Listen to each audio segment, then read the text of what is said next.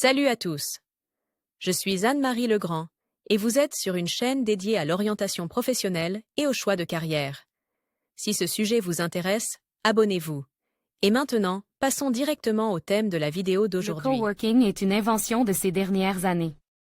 Je vous propose de comprendre à quoi il sert et à qui il est destiné. Par ailleurs, le Centre d'orientation professionnelle ProfGID a récemment mis au point un test d'orientation professionnelle précis, qui vous indiquera les professions qui vous conviennent et vous donnera des indications sur votre type de personnalité et votre intelligence. Home Alone. Du moins ou plus.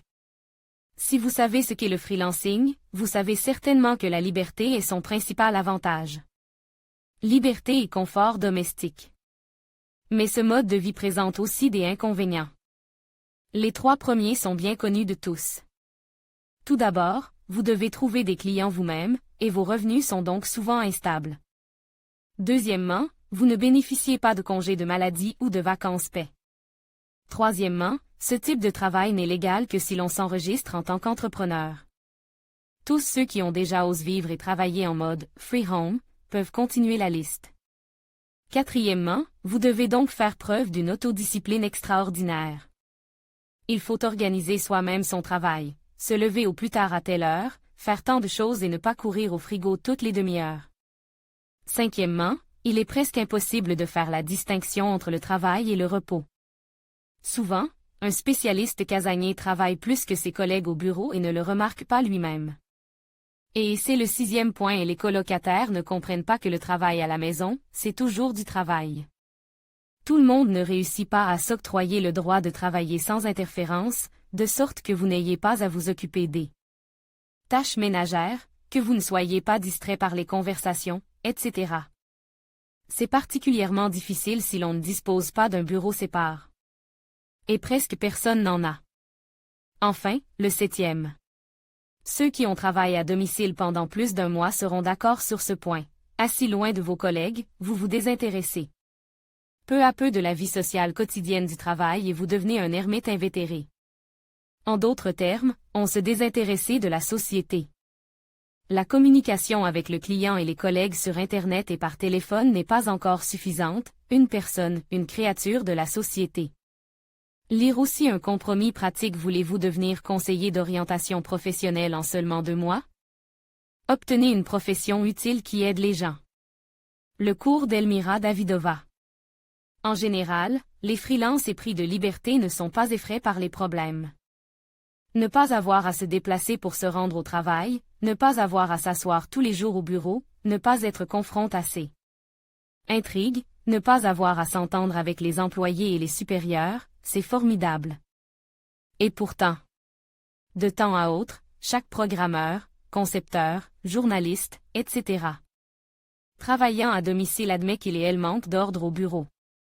Et qu'il serait bon de le combiner avec la liberté. On pense que le mécanisme d'une telle combinaison a été inventé par le programmeur Brad Newberg.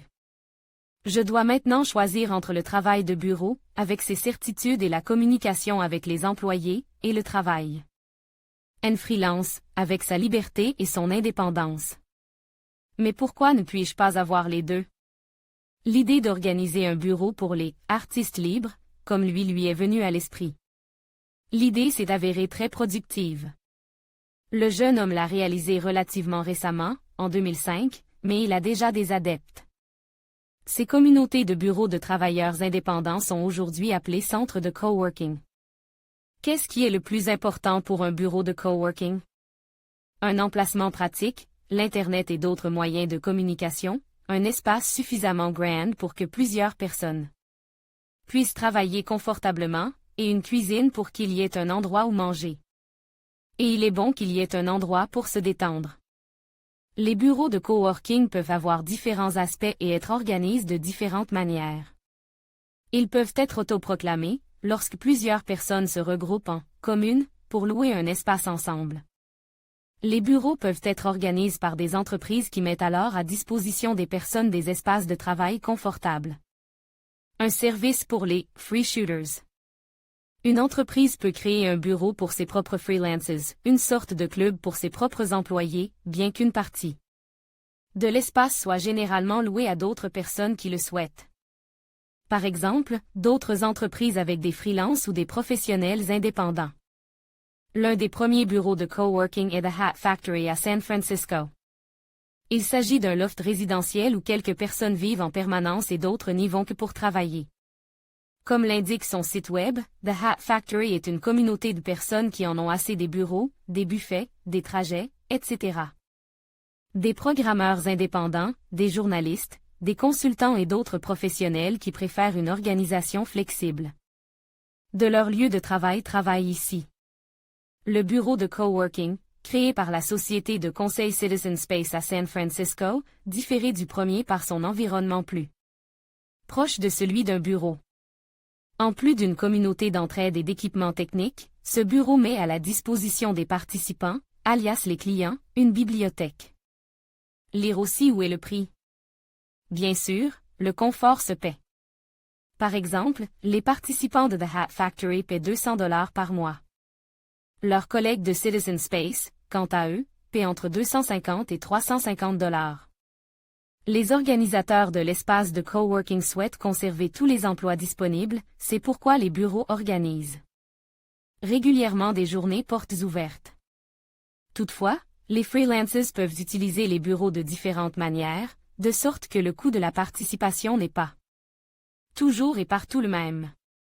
C'est une chose de louer un espace de travail complet, c'en est une autre de n'avoir besoin que d'une salle de conférence, ce qui n'arrive pas tous les jours. Aux Pays-Bas, des espaces de travail portables ont été inventés. Ce pays est connu pour ses traditions de libre pensée et pour un phénomène plutôt inhabituel pour nous, le squat, tout espace vide. Plus ou moins habitable et invariablement habité par des personnes qui ne veulent pas payer de loyer. Les indépendants ont également suivi cette voie en organisant gratuitement leur commune. L'agence Newgard a toutefois décidé de rendre ce processus plus organisé. Il est évident que les propriétaires qui souhaitent vendre ou louer leurs biens immobiliers veulent les présenter sous leur meilleur jour. Et les freelances itinérants donnent au lieu l'apparence d'être habités. Cependant, dès que de vrais locataires se présentent, les squatteurs laborieux doivent déménager rapidement. C'est pourquoi le mobilier pliable a été inventé, un poste de travail pliable, une table de conférence pliable, un minibar pliable. Conçu par le designer J. Bradsma. Cette organisation de bureaux s'appelle Spared Space, littéralement, espace économisé. Le projet a ses propres fans qui sont prêts à payer pour un bureau mobile 150 € par mois. Cet argent sert à payer les factures d'électricité et d'eau. L'espace lui-même n'est pas facture, les principes du squat sont toujours sacres et inébranlables. Dans la CEI et, en particulier, en Russie, le mouvement du coworking a déjà porté ses premiers fruits. Il existe actuellement 13 bureaux de ce type en Russie. 4 se trouvent en Ukraine. Des informations sur le coworking domestique sont disponibles sur le site Manga. Rue. Y a-t-il un plus pour un moins? Les partisans du coworking attirent l'attention sur ses avantages. Tout d'abord, le fait de se rendre au bureau permet d'organiser le travail, de se revigorer et de se discipliner.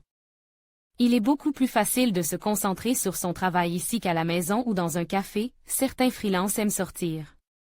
Parfois, pour travailler à un bureau dans un café avec Wi-Fi gratuit. En même temps, c'est le deuxième avantage, le niveau de confort est proche de celui de la maison.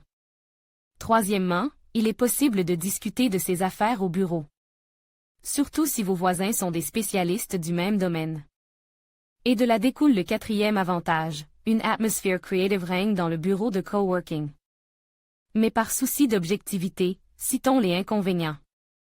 Tout d'abord, ce mode d'organisation du travail ne convient pas à toutes les professions. Il ne s'agit même pas d'un inconvénient, mais d'une limitation regrettable. Autrefois, les paysannes se réunissaient le soir dans une cabane, certaines avec un tricot, d'autres avec un cudel, elles discutaient. Et travaillaient en même temps. Si l'on y réfléchit bien, il s'agit également d'un centre de coworking, même s'il est archaïque. Pourtant, les bureaux de coworking d'aujourd'hui sont un refuge pour les travailleurs dont l'activité est directement liée aux ordinateurs et aux technologies informatiques. Ils sont également pratiques pour les spécialistes qui préfèrent travailler avec leurs clients en terrain neutre, par exemple, les consultants. Cela ne vaut guère la peine de s'y rendre avec des perles. Le second est le voyage. Ceux-là même qui agacent le plus tout employé de bureau. Dans une grande ville, cette circonstance est l'une des principales. La troisième faiblesse est la rémunération. Oh là là! S'exclame le freelance russe moyen. Je dois aussi payer?